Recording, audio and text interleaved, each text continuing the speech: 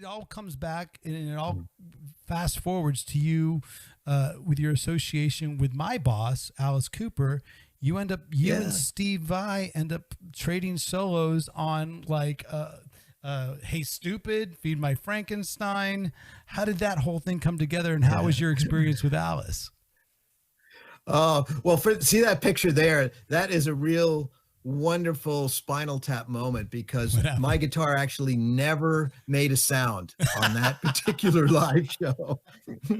It was a moment of humility where you get invited out for an encore and the amp doesn't work. And no matter what all the techs did, they couldn't get the amp to work. And Alice had to start the song. You know, I mean, there's thousands of people waiting for the song.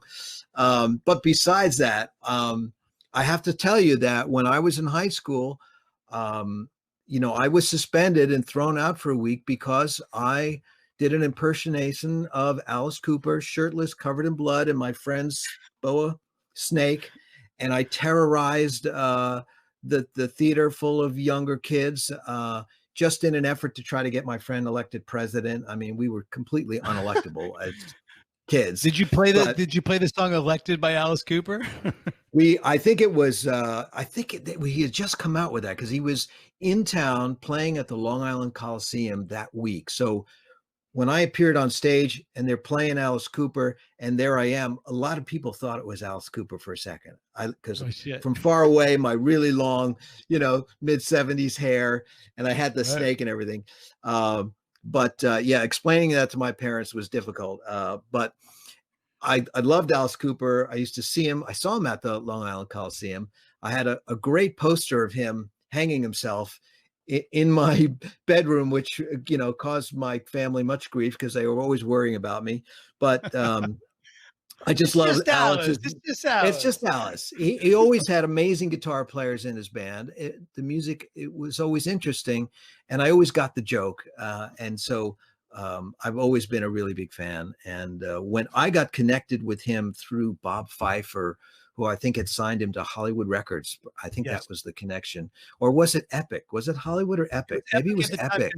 He signed Hollywood. He had Hollywood Records, like basically when right during the time I was with Alice when I joined in '96. So it had to have been Epic before, because Bob Pfeiffer has been around.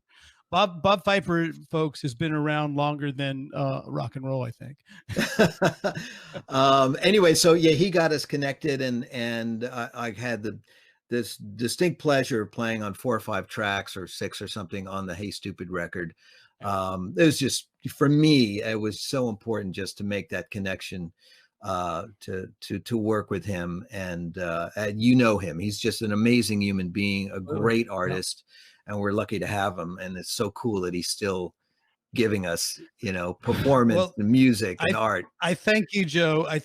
Because I've studied your music for years off those albums, and I've always tried to make it my own after getting frustrated trying to learn your parts verbatim. Because no one can play that sort of off of Feed by Frankenstein. The only two people that can really play that sort of solo off each other is you and Steve. I mean, there's just no doubt that's the two of you, and we do our best to come up with, make it our own, but we always try and put that spirit of that time in. So thank you for that for years. Oh, you're welcome. You know?